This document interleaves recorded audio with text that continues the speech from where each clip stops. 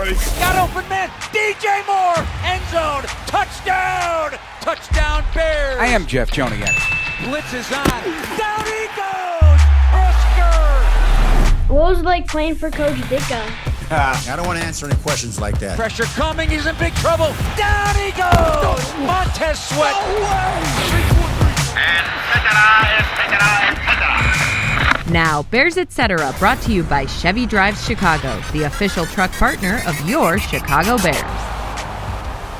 Well, Merry Christmas and Happy Holidays, Bears fans. Enjoy this time with your family and friends. And by Sunday night, you'll be ready for some football. Bears football, defined by high-intensity physicality, a refusal to lose, a resilience born out of belief, and through a standard set by head coach Ben Johnson and his staff. And the 49ers are next from Santa Clara, California. With Super Bowl winning Bears guard Tom Thayer, I'm Jeff Joniak. We discussed today on episode 198 of the Bears Etc. podcast. And this episode of Bears Etc. is brought to you by ChevyDriveChicago.com, the official truck of your Chicago Bears. Because usually we have Bears Weekly on a Thursday. This happens to be Coordinator Day. We're going to run these segments from the coordinators on our podcast. Tom, how you feeling? Merry Christmas, and what's under the tree today, buddy? I don't know. I'd have to go get a tree if I was going to have something underneath it. It's just another glorious day during the football season, an exciting football season. And when you listen to the guys talk during the week, they talk a lot about their preparation, the respect for the opponent. It happens to fall in the middle of a holiday week, but you can't lose focus and concentration. And that's kind of the unique thing of being a professional athlete for a living. There's not necessarily a day off because there's a holiday coming. It's just how you adjust your time. Yeah, so they do not practice today on Christmas Day and when this podcast drops. But they will get back at it on Friday. They got some good work on Tuesday. So I love how Ben has treated the schedule all season long, Tom. Makes adjustments where, you only have a maximum number of practices. You can be in pads, slips in a padded practice late in the season. All important things as you build towards a playoff game here. I love it because there's two reasons. Number one, it keeps you fresh as the game approaches. And then it kind of challenges your concentration because there is no regular routine that you just fall into that rhythm and it's the same week in and week out. There may be an adjustment that you have to make personally, professionally, family-wise, whatever the case is. So I've really appreciated the change in the rhythm of the regular season that Ben has shown a couple times throughout the year. Before we get into the game itself, Pro Bowlers named this week. Kevin Byard in his 10th year, Tom, 6 interceptions, career high is 8, hoping he can get there. He's just had a major impact on, and we'll hear Al Harris, the Bears secondary coach, rave about him. I got him at practice on Wednesday, talk about his secondary. Nahshon Wright was ignored in this Pro Bowl, and maybe he becomes an All-Pro. Al Harris thinks that that was an oversight. But then on the offensive line, Tom, Drew Dahlman, his first one. He was the top free agent on the market. Bears signed him. I know his sister has been posting on Twitter about a letter he wrote about how he was going to get to the NFL, but not sure how he was going to do it at 10 years of age. And now he's a Pro Bowl center for a playoff-bound Bears team. And, of course, Joe Thuney, that's been an automatic in his career going to the Pro Bowl. Yeah, every one of these guys deserve it, and there's guys that deserve it as well. But, it's the way the voting goes about for Pro Bowlers. It's different, and a guy like Joe Thuney, he deserves all the respect that he's earned. He is a fantastic football player. I think he's done a lot to help the left tackle position and probably help the relationship between he and Drew Dahlman as well. And then let's throw Jonah into the mix because they're all part of the important interior of this offensive line. So I don't think that you should hang your head if you didn't get in. I think it's only fuel for the fire. Yeah. For sure. Let me ask you about the offensive line because you mentioned the impact of Joe Thuney next to a Drew Dahlman, next to a Jonah Jackson. The benefactors, in my opinion, you are the offensive expert on this, obviously, but what it's done for Darnell Wright and what it's done for Ozzie Trapillo, who's been moved into that position and has not left the starting lineup since his arrival. Yeah, and Theo Benedette, for that matter, let's throw him into the mix because he had an opportunity to play. But I think this goes all the way back to OTAs. You have a lot of time in OTAs and in the meeting room to have those types of developmental conversations that you don't really have the luxury of having during the regular season. So when you have the experiences of Joe Tooney, who's a guy who has played left tackle, not only left guard throughout his career. So you're talking about how can Drew Dahlman help me as a left guard? You can give him the hints and clues as he can give you the hints and clues. But what can I do to secure the development mentally and physically of a young left tackle? And I think some of those conversations that they can have way back in April, May, and June are showing up right now in this December, January type of football. So I think Joe and Ryan did a great job of targeting him. He is a true asset in this locker room and on this football team. And also Dan Rochar. Kyle Devan also gets a lot of praise for the offensive line and what they've done. It's made a huge difference. It's the unit on this football team right now. Well, it's probably the most improved unit on this football team, and I'm not taking away from the defensive backfield because they had a variety of players that came in and out of the lineup. But the Bears are an offensive line that have a majority of these guys play a majority of the snaps. They've had 3 left tackles, but each one of those guys have performed up to the standards that Dan and his assistant coaches expected of them. All right, when you choose a Blue Moon, everything becomes brighter, just like the scoreboard after a Bears touchdown. Celebrate responsibly, Chicago. Certainly not after that Bears touchdown. That scoreboard blew up. The stadium blew up, and Caleb Williams threw it on the strength of his right arm, threw a moonshot to DJ Moore, and the Bears knock off the Packers. Let's listen in to Caleb Williams from his news conference this past week, running the whole news conference from Caleb, who pulled to 500 as a starting quarterback, 16-16. That was a long road to get there, but he's there and looking to build from there. Yeah, you said Saturday night that Ben's the best coach in the world. Yep. In what ways have you kind of really felt his impact from when you got here through your development? Yeah, first him as a leader, and that starts with himself and how he holds himself, and you can see that, you can feel that, in the building, throughout the weeks, throughout the months, and things like that. You get, he upholds himself to a standard, and then from there he preaches, what he preaches is what is how he goes about his day, how he goes about his business, and then what he's told us and how he's going to be. He's been just that, so he's been really consistent, and then from there.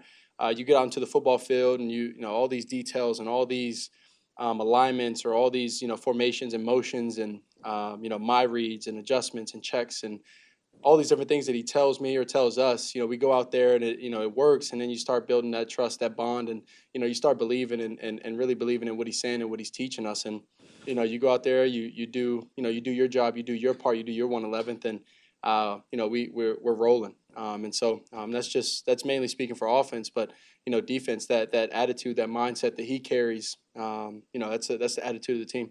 How have you seen him handle adversity, particularly after the first 2 games that were losses? Yep.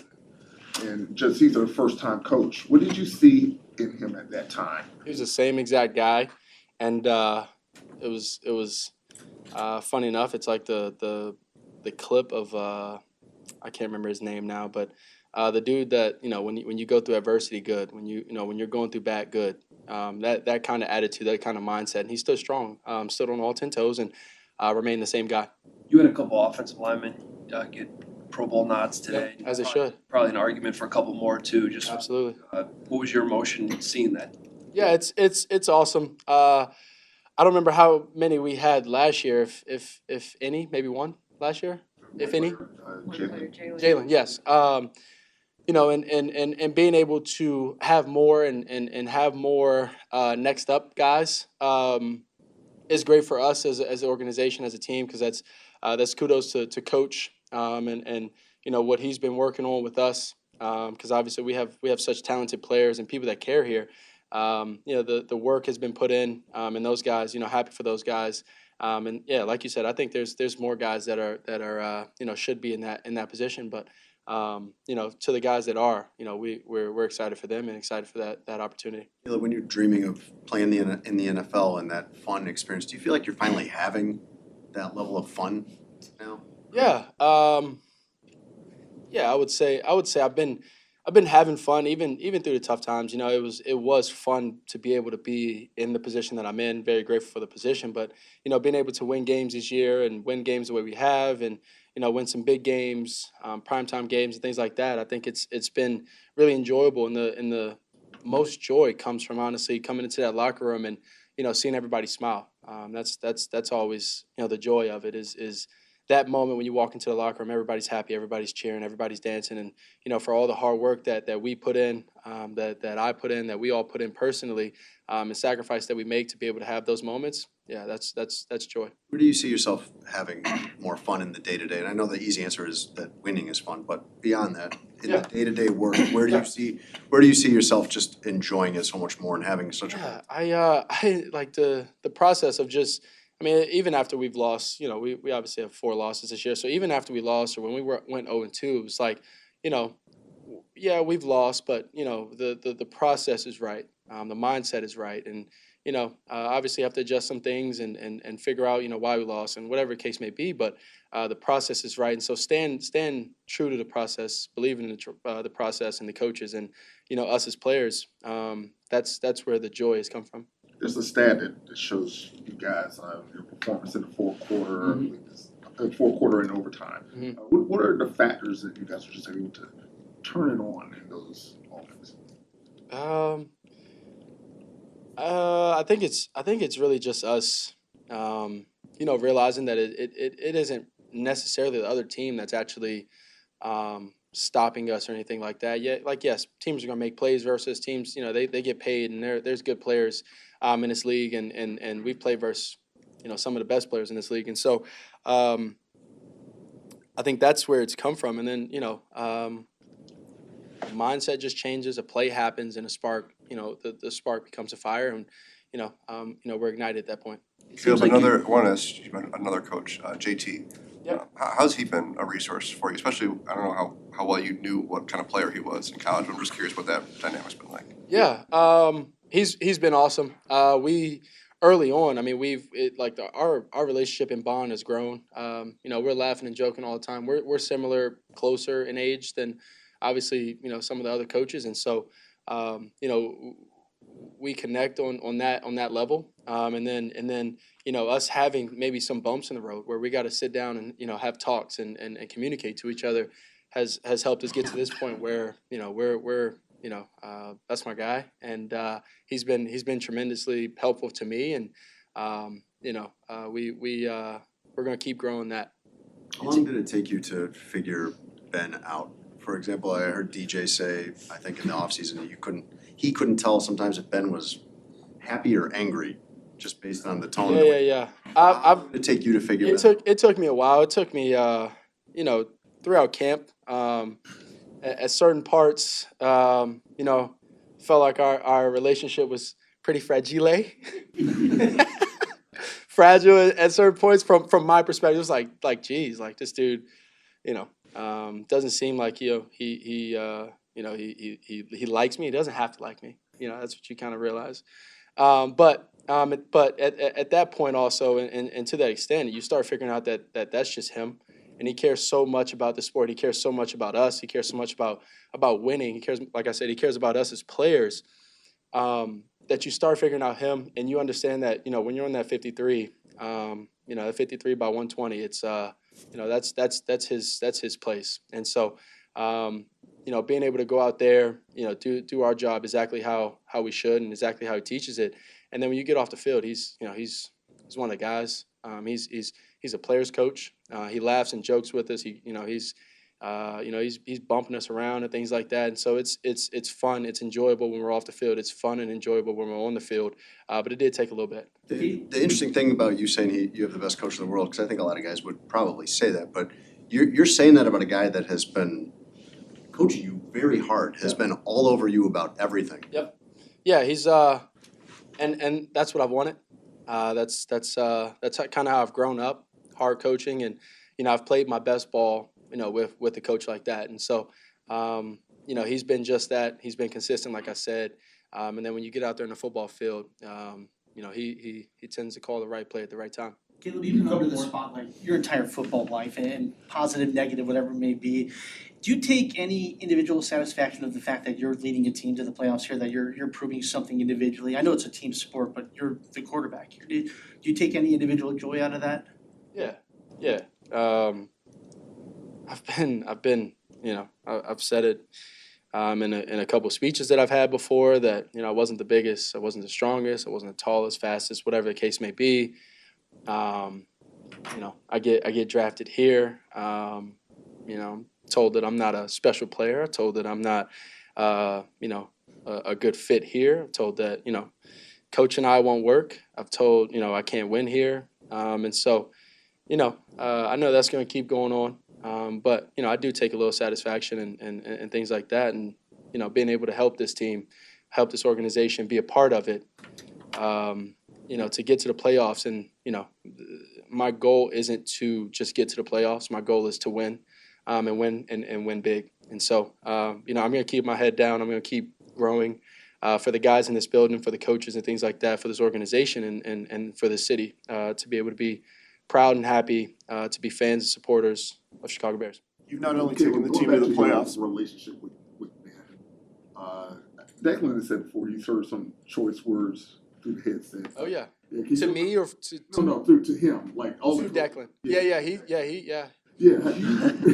Can you remember like the most colorful thing or interesting thing Ben has said to you? No, because it's always in the moment, and there was a time though that I can't remember exactly if it was in a game or not, but we were something happened, and I end up I got pissed off too, and then I end up waving him off, and then he lit a fuse into the mic, and it was so long ago. I think it was during camp, and I can't remember exactly what he said, but he lit a fuse into the mic, and so that's who he is, and like I said, we know who he is. We know that he loves us as people, us as humans. He loves us as players, but he also loves to win. He likes things the way that he likes things, to be done, and we understand that, and everybody wants to go out there and win and play for him. And I think we've shown that so far. You've not only taken the team to the playoffs this year, but again, for the second year in a row, you haven't missed a game. Last year, you got hit a lot and you didn't miss a game. How much pride do you take in that and your durability that you've shown? Yeah, you can only grow so much from the sideline and things like that. So I take extreme pride. I've spoke about it before that, the things that I do on the football field, has come from repetitions and hard work and things like that. But it also comes from me being able to, go out there and be 100% for the guys. And so, I like I said, I take great pride, and I also, just my mindset and how I go about it is I think, wherever I've been is like the team in my mind, we have the best shot with me at quarterback. And, that's just how I go about my day, how I go about my business. And so me being able to be out there for the guys.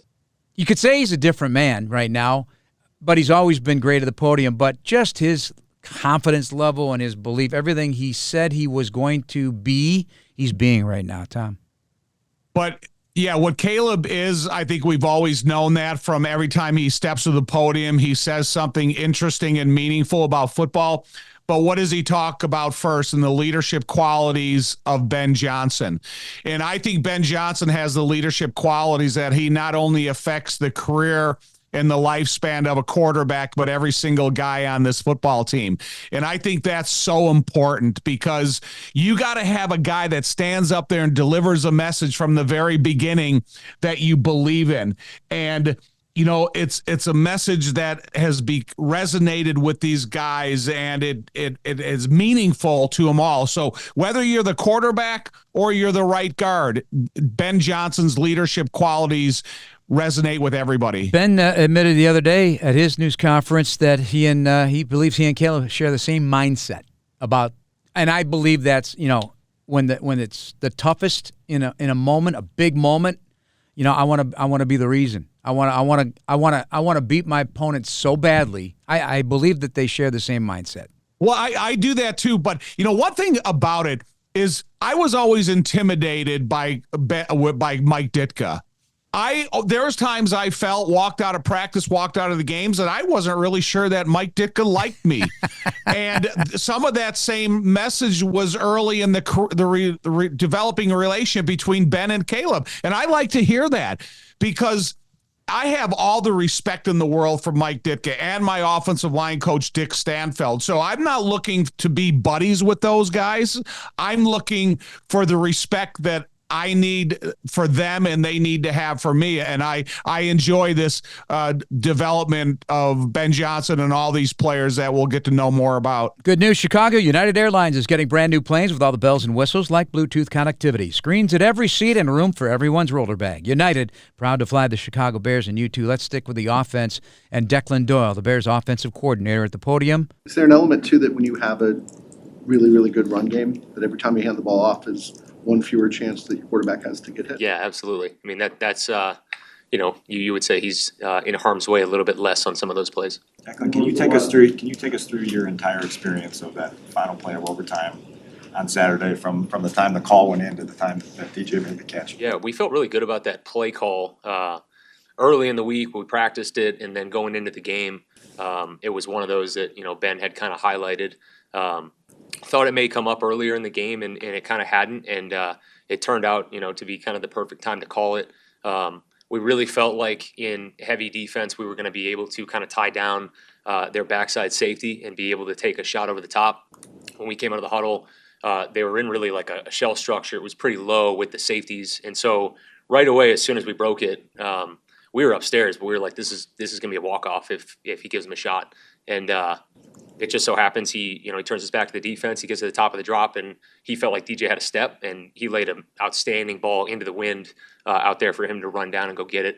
And then like everybody, was just pandemonium in the box and stuff like that. But really, just a great example of our preparation going through the week and having confidence in something, and then going out and executing on Sunday. What was the coach's box for those 30 seconds after the catch is made?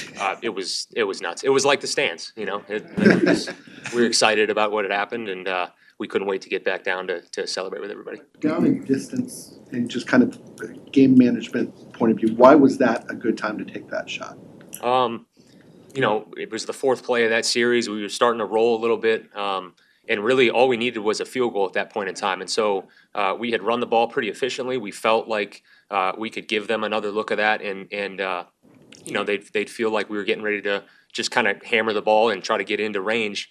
And they got a little bit over aggressive, and we were able to capitalize on that. Declan, what makes your offense so good in the fourth quarter? And then the second part of that is, obviously, why can't you do that more throughout the game? Yeah, I actually thought we did a much better job of starting fast. The first drive of the game, it's 10 plays, we go 70 yards. We don't finish the drive. That's really the biggest thing there is we fail in the red zone. But we were efficient on 8 of the first 10 plays there. We're staying ahead of the sticks. And so I actually felt like we started much better than we had. However, when you look at it, big picture, we didn't score in the first half. I think the fourth quarter piece has more to do with the players and them not flinching, them being comfortable in those situations, and them feeling like all of their preparation is going to lead to a successful outcome, and them kind of just staying with the process. You're always trying to find ways to start faster and things like that. But I was really proud of the way our guys battled, and they really have done that all season long. As we get into these tight games, they just feel really confident in their ability to execute. So it's not a situation where you're saving certain plays for. No, you want to make sure you call the good ones. You know what I mean? So if it's a good one, it's going up early, and in general, you're not really saving anything. Sometimes those things don't come up, like that play at the end of the game. We just hadn't had a situation where we wanted to call it yet, and it just so happens that it was sitting on the sheet and we were ready to go. Declan, Caleb throwing that ball into the wind. After all the conversation early in the year about his deep inaccuracy, I guess, how big of a moment was that for it to be that kind of a throw? Yeah, it was cool. I mean, it's something that we see in practice, and we've seen that continue to get better really since we've been here. That has been a big point of emphasis for him. It's something that him and JT have drilled. It's something that we spend time and talk about. And so in a big moment with the brightest lights, and to be able to go execute and do that, it was awesome to be able to go see that. But that's something that, we're going to expect from him on a regular basis, just because that's what he's capable of. And really it's about just doing that consistently now, day in and day out, and then on Sundays. In that wind, do you think people appreciate how hard it is to just put the ball exactly where you want it? No, I don't think so, because you really can't see it on TV. You can't see it from the general public. Our stadium, we feel like it's an advantage for us because it does get windy. We do have to play in the elements, and we feel like we have a quarterback who can cut the wind a little bit. And really, regardless of where we're playing or what the conditions are, we feel like he's going to be able to throw the ball well. And so, no, I don't think it's as appreciated, and yet.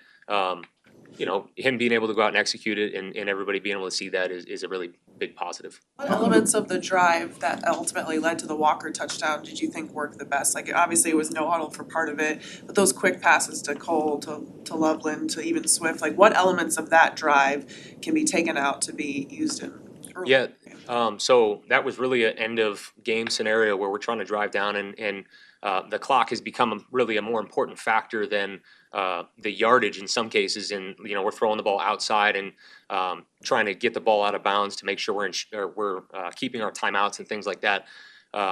Really, if you look at our end of half and end of game, we hadn't been as good leading up to last week, and that was something that was really a point of emphasis of when we go fast and we want to run these on the ball plays.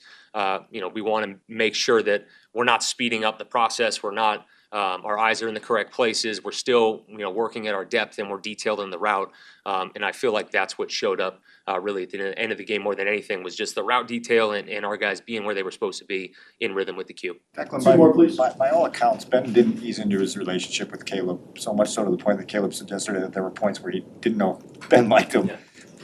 Why has it worked between the two of them in your eyes? Yeah, I think the amount of time they spend together, the relationship that they've built, that's the most important thing. You need the play caller and the quarterback to be in sync, be able to think the same way. I think both of them have been very open to learning how each other, kind of operate. And that takes time. There's no shortcut to that. There's no thing fake about that. That's them being in a room and talking through football. And part of it is Caleb being wide open to being trained to think like Ben thinks. And part of that is Ben figuring out how do I communicate to the quarterback in the best way for him to understand.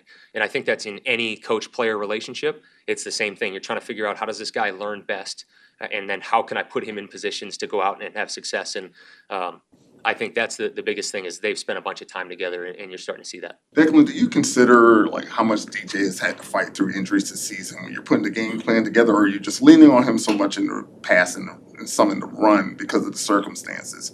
I think with each player, you start to understand, reliability and durability, obviously with DJ having to fight through stuff. But really, as you're looking at each game plan, we're really trying to find ways to let all of our guys be able to show their skill sets off. It's not necessarily like we're trying to feed one player. It just so happens that, sometimes a guy's number gets called a little bit more in a game. But we've talked about that before. There are plays in every game that, we're trying to get DJ the ball or Luther or our tight ends or the backs or whoever it may be. But, I think DJ's done a great job of being dependable and just being consistent down in and down out. So they love to ask Declan real details about specifics in the game, and he always has a terrific answer. Other takeaways, and while we're sticking on it, how are they going to attack a defense? They don't sack the quarterback much. They don't take the ball away very much, but they're very tough on third down and red zone. Yeah, that's the thing about it is, too, one thing about Declan Doyle is what I appreciated is how the good practice results of the big play to DJ Moore. That's why I would have to have confidence as a coaching staff, as an offensive coordinator, listening to the play called and then seeing the shell of a defense, what you're seeing, and know, okay, if we get this thing, it's going to work. And so I think there's carryover to that, Jeff. I really believe that you're from one opponent, now you're on to the next opponent. What they do well, but what do you do well that can challenge them? And so from what we've seen throughout the Bears, and I will refer to it later when you talk about Dennis Allen, because I think the way that the Bears go about business in terms of being a little bit different each week, that's the way San Francisco goes about their differences. Okay. And so I just think it's going to be interesting to watch how both offensive game plans unfold, but it's just fun to see Declan recognizes what he sees, the fun that they took place in the booth, wanting to get downstairs with celebrate with everybody, but now you're on to San Francisco. Yeah. And so I like that mindset of the young guy. Well, Robert Saleh and Kyle Shanahan are going to be expecting the run game because Ben's run the ball against the 49ers a pretty heavy amount. That's the thing about it. When your opponent knows it, what can they do about it? Yeah. And if they know it and they don't do something about it early, then you keep doing it. Hey, Bears fans, Steinhoffels is a proud partner of the Chicago Bears. This Bears season, Steinhoffels is partnering with Special Spaces Illinois to create dream bedrooms for children battling cancer. For every false start caused by the Bears defense during a home game, Steinhoffels will donate $1,000 to Special Spaces Illinois. Shop in store and online at steinhoffels.com. Let's switch over to Dennis Allen at the podium at Hallis Hall. I think they're playing at an extremely high level. You watch the game on Monday night, and they really had the run game going. They had the passing game going. I think, in all facets of their game, they're operating on a high level. So be a huge challenge for us, and yet one we're looking forward to. Dennis, I know we're 4 days removed from it, but what was the experience of Saturday night like for you, just watching that whole thing unfold in the late stages? Yeah, look, I mean, it was exciting. It was a lot of fun. I think that just speaks to, the type of team that Ben's built here. So much of this game is mental. And I think our guys are a gritty, tough group that not only is physically tough but mentally tough. And they're really not fazed by anything that happens in a game. And I think, we always feel like, regardless of where we're at, regardless of what the situation, that we got a chance, And so, and there was a lot of things that had to happen in that game. But our guys, went out and executed when they needed to and made the plays they needed to. Part of what had to happen in that game was you guys needed to really stiffen inside the red zone a bunch. I know the guys in the locker room were talking about how that was an emphasis all week.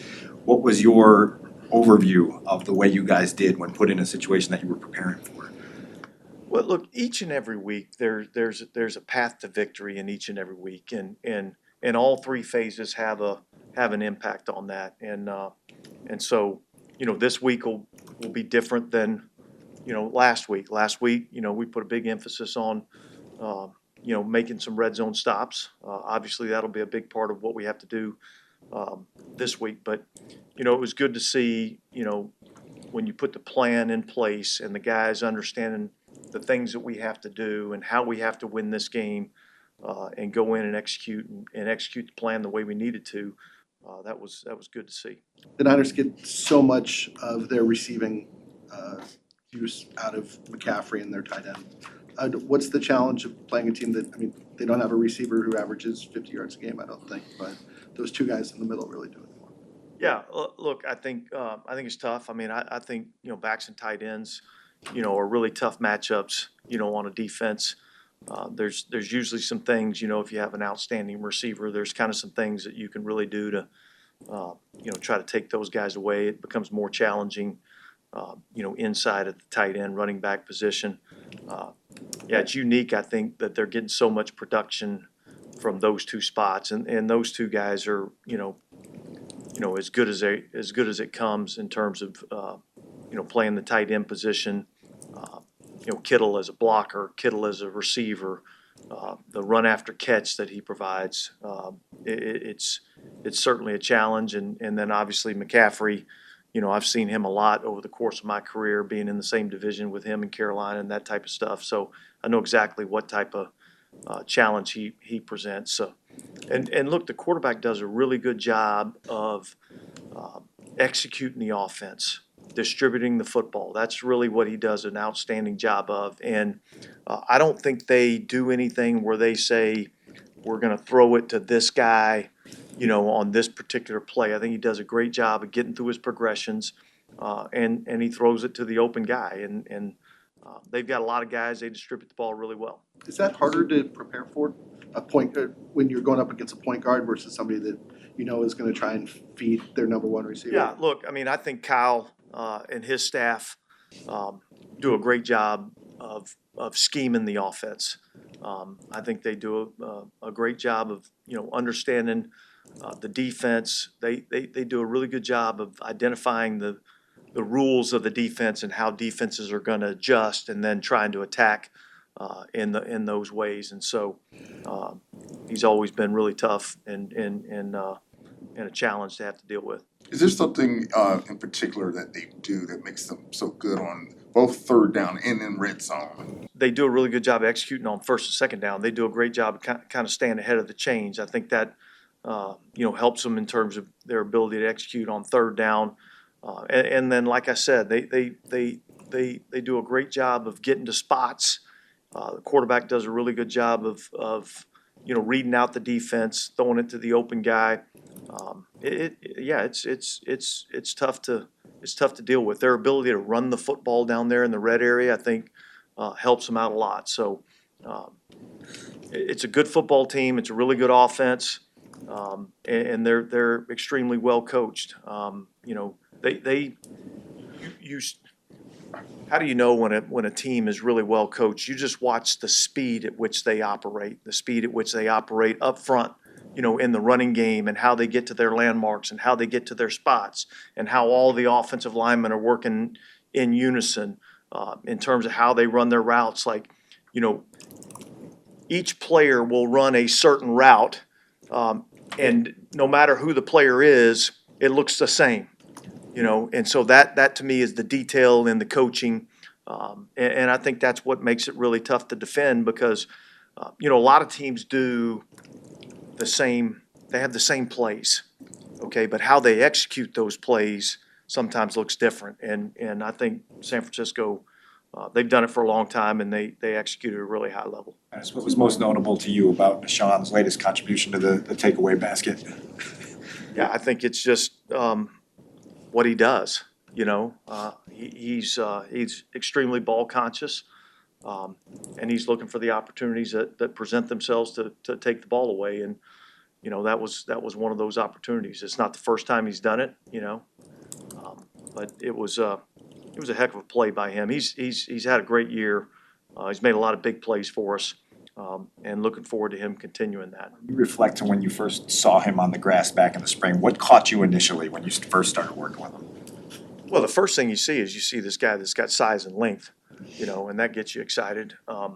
And I think, look, I don't think there's like one thing that, boom, here it is. This is what we're looking for. I just think, you watch him and how he's matured over the course of the season, and you see him continuing to get better each and every week, and as he's gotten better, that confidence has started to build, and I think, when a player's playing confident, they usually tend to play pretty well and end up making some plays. Can I ask you real quick about Joniak? He seems to be a pretty unique. You can ask me about anything. Well, Ali said we were down there. Joniak, is he a unique chess? He does a lot of different stuff for him. They use him in a lot of different ways. I think you obviously can tell that he's really smart because you can't ask a guy to do all the different things that they ask him to do and not be a smart, instinctive football player. So, he's a good player, and he's a great fit for what they want to do. Yeah. A lot of detail about how to deal with George Kittle, how to deal with Brock Purdy, how to deal with Christian McCaffrey. I also want to throw Juwan Jennings in there because he's a handful too. Yeah, and you listen, they got one of the best left tackles in the history of the game, 16-year player in Trent Williams. But one thing about Dennis Allen, I think that will benefit him and his crew, that he's been going against the Chicago Bear defense all year. So when you go against the Chicago Bear defense, you have to realize that there's not a lot of things that are predictable, that you have to play eye football. And that means recognize what you heard in the huddle and what you see on the practice field. And so those will benefit, I think, on the game field. This is a super creative offense.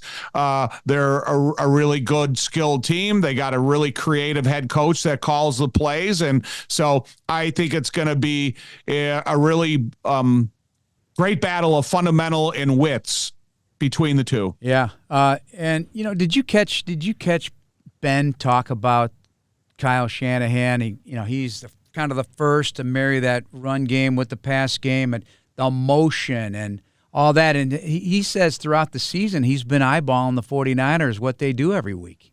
I thought that was interesting. So have I, because I think I only have, because I'm looking at the Bears week in and week out and looking at their creativity, looking at the pre-snap motion, looking at how this game and his game planning, it evolves each and every week. And then I started, I don't know, something caught my eye in preparation. I watched San Francisco. I started looking at the motions that they were having, looking at some of the releases of George Kittle. And I was going, wow, this is really a creative football team. And I think maybe it was when they had Mac Jones in the lineup. And then I looked at that transition from Mac Jones to Purdy. It wasn't the quarterback position. It was the head coach play caller. And so I do admire the creativity, but I admired it in Ben as well. How do you tell a cashier you're a Bears fan without telling them you're a Bears fan? With the Chicago Bears PNC Bank Visa Debit Card, which gets you exclusive discounts on Bears merchandise. Find out more at pnc.com/BearsCard.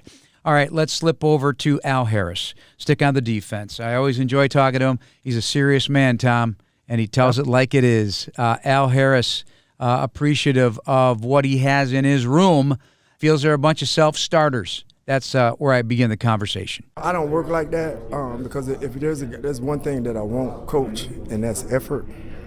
You know what I mean? So if you're not ready to work or you're not, ready to do what we need done, then we're going to get the next guy in. Nahshon, I know I heard that he was a little disappointed, at least from Kevin Byard not being named to the Pro Bowl. How do you coach a player psychologically about that if they really had an unbelievable season? It's still not complete, and he has been super impressive. How do you deal with that at all? Well, I was super bummed for him. You know what I mean? I've been in his shoes as a player, so I was super bummed for him. One thing I can say is that I know that won't affect him moving forward. So that'll only add fuel to his fire. You know what I mean? Like I said, I've watched it from when he got in the league to now, and just to see how he matured as a professional, as a person. You know what I mean? I hate that didn't happen for him, and honestly, it kind of makes you question, what does it take to get into the All-Star game? Did you ever have a disappointment like that in your career? Yes. Any particular season that sticks out? No, it was a couple seasons that, you know what I mean, I felt I should have got in and didn't. But never had a season like Shawnee's. You know what I mean? Because what we pride ourselves on and the things that we preach consistently, from day one, I speak of taking the ball away, you know what I mean? And, him, KB, really all the guys, that's what they've been doing. And, you know what I mean? That's a game changer on defense, you know what I mean, to steal possessions. And he may get all pro, which is even more important, honestly. He could be named all pro. He could be. Yeah. Could be. I just hopefully that he gets his due. You know what I mean? Wherever that is. Because he's a big reason why we are where we are right now. And then how about Kevin? Late in career gets the recognition. I tell you what, man. This is the first guy that I have inherited that is a ball guy that you didn't kind of have to force the mindset. You know what I mean? He already had it. All he needs is a little push. So, man, for him, I think it is awesome because this is a guy that's a leader, holds everybody accountable, you know what I mean, comes to work every single day ready to work. There's never an adjustment. There's never something to where he's like, all right, this is what you need us to do. This is what we're going to do. So to see him get recognized, man, I think it's awesome. I think as a post defender, I don't see anyone that's better than Kevin Byard. I don't think he's, and maybe I'm wrong, but I don't think he's missed a practice in his career, let alone the game. Yes. And that's the type of guy he is. He's a true professional, works at his craft, just loves the game. You know what I mean? And you can see it in him. So our Jason McKee, whom you've gotten to know, he gets a kick out of telling us how many turnovers you want each game. So do you ever go lower than a couple, or do you set these standards out there? It's fun, though. Yeah, you got to set them to, you know what I mean? We had a number that we set way back in training camp, you know what I mean? For the whole year. So, you know what I mean? That's what we're moving towards. So, you know, that's kind of that's where the numbers come from. You willing to share with that number? No, maybe at the end of the year. Yeah, I'm curious. That's a nice round number now. Who puts the pictures on the wall? Whoever our photo person is. Yeah, whoever our photo person is. Where'd that idea come from? That was something that we did in Dallas. Okay. You know I think what I mean? that means resonating with the guys in a big way. Yeah, you know, as the player, you know what I mean? Those are things that you like to see, you know what I mean? And there's the balls, you know what I mean, in the basket is just reminding you. You know what I mean? These are just reminders, you know what I mean? Just keep the ball on your mind. Last question for me. Is your room, because I've always said, you know, they kind of set the tone, the back end, all your guys, safeties, corners, nickels. Is that room hyped up every day, or is it business-like? No, it's a little bit of both. There's some business to it, but you got to have the energy. And we always say, you know, games are won and lost in the secondary, regardless of what goes on up front. Regardless of, like, in order to score, run, or pass, you got to get through the secondary. You know what I mean? So if we're solid on our rules, if we're solid in doing what we need to do, they don't score. Like everything you had to say, Tom. I could listen to him all day. This is what I like, and I will quote it for the rest of my life, and correct me if I'm wrong, that he said, I'm not coaching effort. Right. Okay. Listen, man, that just brought me out of my seat. Right. Because I think it's so important for a coach understanding what I'm not going to waste my time on. In the first thing, if I see a player that's out there dragging their feet on the way to the practice field, or kind of giving me a lackluster effort during the individual period or the team periods, I'm not coaching that. So you are a professional at this stage of your professional life, and get the most out of them. But, you know, I like the way he feels about Nahshon Wright. I'm really impressed by what he feels about Kevin Byard. But I like Al Harris and what he's brought to that defensive backfield, especially the first day of training camp. We're talking about 21 defensive backs on the field, and what he's had to go through from those 21 guys, sometimes down to 6 or 7. And so congratulations to Al and the development of this defensive backfield. It's been a conveyor belt. It's been a conveyor belt. Guys coming out, guys coming in. They're all playing well. They're very, very versatile. You think about the in-season addition of C.J. Gardner-Johnson, the off-season addition of Nate McLeod playing a lot of snaps. A lot of respect for Nate McLeod. He thinks he's a very, very bright football player, can be used in many different ways. And then Nahshon trusting in this player that he got to know and did not play a lot of snaps in his NFL career the first 4 years, comes here and he's starting the whole season. Well, I'm super happy for a guy like Jaquan Brisker, who missed a majority of the season last year. And we used to sit there day in and day out and wonder what this season's going to bring for Jaquan Brisker. And here we are, second to last game of the year, and he is still commanding the defensive backfield along with Kevin Byard and the rest of the crew. Good news, Chicago. United Airlines is getting brand new planes with all the bells and whistles like Bluetooth connectivity, screens at every seat, and room for everyone's roller bag. United, proud to fly the Chicago Bears, and you too. Lastly, special teams coordinator Richard Hightower. High praise for Cairo Santos. And the more you take a step back from that game, he was named NFC Player of the Week on special teams. He's earned 3 game balls. Just how difficult the conditions were actually out there. That was a swirling wind. The 51-yarder was impressive, and the onside kick was absolute perfection. The extra bounce that made a difference, that forced Romeo Doubs to drop his eyes and see. But the alignment of the players, outnumbering the blockers on those guys that were lined up in and around the far side numbers, Tom, to allow Noah Sewell to come free, and then ultimately Daniel Hardy, and ultimately have Josh Blackwell recover that. Well, one thing I'm glad is that we highlighted Cairo on Bears Game Night Live on Sunday night because, kind of getting out in front of the difficulty of what Cairo just pulled off. And we did mention the whole operation from snap, hold to kick, and his commitment to the aggressive hammer style kick that had to cut through the wind. So congratulations to Cairo. Richard Hightower has done a fantastic job, and I'm glad he pointed out Daniel Hardy and Noah Sewell, because when you go back and you watch an onside kick that works out in your favor, there's got to be a reason for it. And it's that immediate explosiveness and perfect timing of kick to getting across that, because everybody knows the ball has to go 10 yards. Here's Richard Hightower. Yeah, I mean, that's definitely well deserving of that award this week. So happy for him. Obviously, the whole field goal team has a part in that, and they were fired up about that today.